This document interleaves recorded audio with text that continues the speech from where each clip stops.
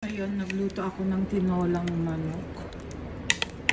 Carrot and ano yung nilagay ko? Patatas. Potatoes.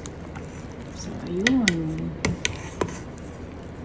Tinolang manok. Ayan. Ayan. Sabi ng doktor, okay lang daw pag manok yung mga white meat. So, tinola, ayan, and veggies, fruits, ganun.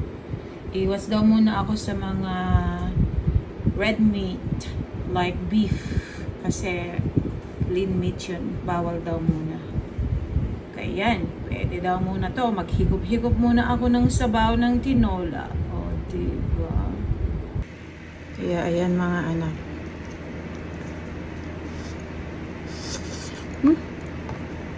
Sarap. Sabaw-sabaw. Oh my God, sarap pala. Mas masarap yung may sabaw o kaya tinola kaysa ba naman yung laging fried, diba? Kaya pagtiyagaan ko na lang muna to. Maganda daw ang carrot kaya tinodo ko na.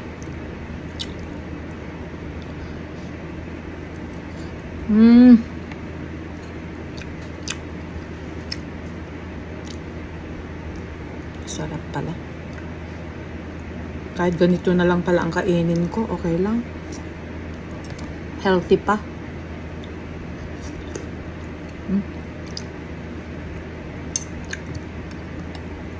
Sarap lang ng potato, patatas.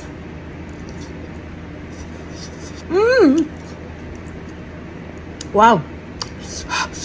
Talagang ang init. It's hot. Oh my God.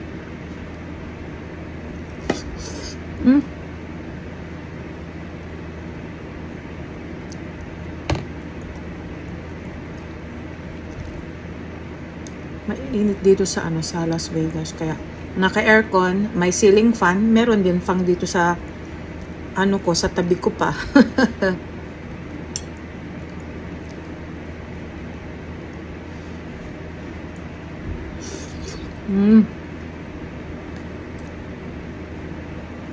Kaya tuloy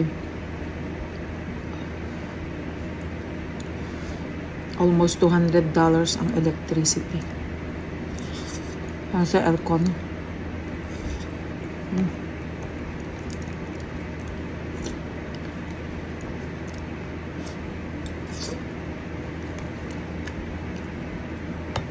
Sulit.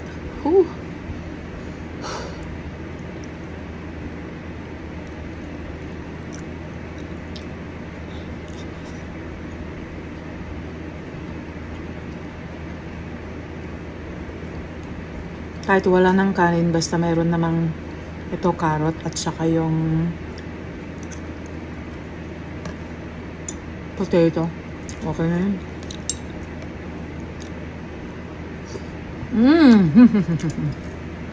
Sarap mga anak.